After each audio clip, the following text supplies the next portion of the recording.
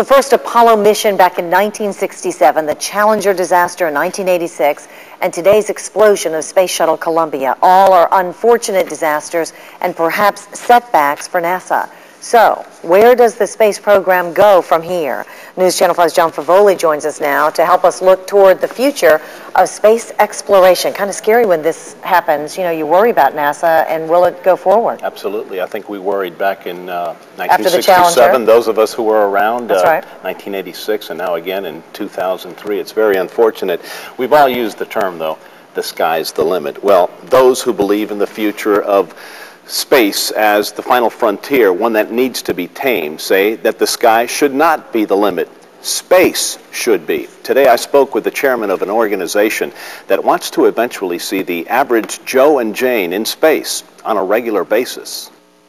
It's not science fiction anymore. To those who are adventurous, a visit to space doesn't sound all that far-fetched. In fact, these days, if you've got the money, about $20 million, you may be able to hitch a ride with the Russians. That's what millionaire Dennis Tito did a couple of years ago, and what Lance Bass of the pop group NSYNC almost did last year. Except he couldn't come up with the money. People now talk about that without giggling and laughing. Jeff Kruken is a lobbyist for Citizens in Space and chairman of an organization called ProSpace. He says in recent years we've seen a dramatic turnaround in the perception of the average person being able to travel out of this world. But the major stumbling block is money. But I think what we've seen is for decades, NASA's been trying to do it all on its own, and we've seen the limitations of that approach.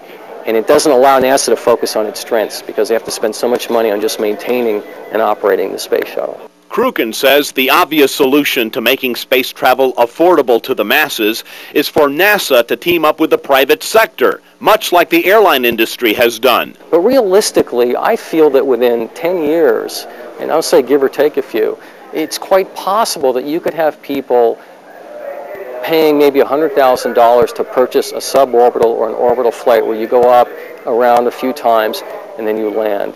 In fact, a number of people have already put down deposits for future commercial flights into space. There's no doubt a tragedy like that of Columbia will bring out opponents of the space program who say, maybe we don't belong up there. But Kruken says we should proceed full speed ahead. When unfortunately an airplane goes down, does the entire system come to a screeching halt? I mean, I'm not counting September 11th, of course, but anytime you have an airplane crash, no, it does not, because it's robust. Kruken makes some very interesting points for why NASA and the private sector should team up and continue to proceed with plans for a future in space. Regarding tragedies like the one today, he offers this reminder for us. When a commercial jet crashes, how do federal investigators get to the crash site? Well, they fly there. Right. They fly there. Absolutely. So, you know, when you sort of read between the lines on that one, doesn't mean you give up hope for a positive future in space or whatever the case may be. You keep on going regardless of the tragic consequences. And just for the International Space Station, we got to get those guys back down too. So that's an important consideration at this time. Absolutely. And also President Bush today, he vowed that we will continue the future in space and space exploration. Yeah, he did have some good points for us. Thank you, John. And we want to return now to the Kennedy Space Center for some final thoughts.